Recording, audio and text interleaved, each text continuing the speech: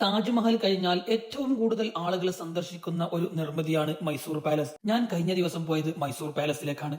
അംബാവിലാസ് കൊട്ടാരം എന്ന് ഇതിനെ അറിയപ്പെടുന്നു. മൈസൂർ ഭരിച്ചിരുന്ന ഒഡയർ രാജവംശത്തിന്റെ ഔദ്യോഗിക വസതിയായിരുന്നു ഈ കൊട്ടാരം. കൊട്ടാരങ്ങളുടെ നഗരം എന്നറിയപ്പെടുന്ന മൈസൂറിന്റെ ഹൃദയഭാഗത്ത് തന്നെയാണ് ഈ ഒരു കൊട്ടാരം സ്ഥിതി ചെയ്യുന്നത്. രാജകീയ പ്രൗഢിയും കലാപാരമ്പര്യവും ഒരേ മേൽക്കൂരയ്ക്ക് കീഴിൽ ഒത്തുചേരുന്ന അത്ഭുതമാണ് മൈസൂർ പാലസ്. കർണാടകയുടെ ഹൃദയത്തിൽ കാലത്തെ വെല്ലുവിളിച്ച് തലയുയർത്തി നിൽക്കുന്ന രാജകീയ സൗന്ദര്യത്തിന്റെ മഹാകാവ്യമാണ് മൈസൂർ പാലസ്. ഓരോ ചുമരിനും പറയാനുണ്ട് നൂറ്റാണ്ടുകളുടെ ചരിത്രം. ഓരോ തൂണിലും കൊത്തിവെച്ചിരിക്കുന്നത് ഒരു സാമ്രാജ്യത്തിന്റെ മഹത്വം. 1997 പഴയ തടി കൊട്ടാരം തീപിടിച്ച് നശിച്ചതിനെ തുടർന്ന് ഒഡയർ രാജവംശം പുതിയ കൊട്ടാരത്തിന്റെ നിർമ്മാണം ആരംഭിച്ചു. ബ്രിട്ടീഷ് ശില്പിയായ ഹെൻറി ഇർവിന്റെ രൂപകൽപ്പനയിൽ പിറന്ന ഈ അത്ഭുതം 1912 പൂർത്തിയായി. ഹിന്ദു, ഇസ്ലാമിക്, രജപുത്, ഗോത്തിക് ശൈലികൾ മനോഹരമായി ലയിച്ച ഇൻഡോ സർസനിക് വാസ്തുവിദ്യയാണ് ഈ കൊട്ടാരത്തിന്റെ ഏറ്റവും വലിയ പ്രത്യേകത. സ്വർണ്ണ സിംഹാസനം, വർണ്ണ ചില്ലുകൾ, മനോഹരമായ ദർബാർ ഹാൾ, സൂക്ഷ്മമായ കൊത്തുപണികൾ എല്ലാം ചേർന്ന് രാജകീയതയ്ക്ക് പുതിയ അർത്ഥം നൽകുന്നു. കാലം മാറിയെങ്കിലും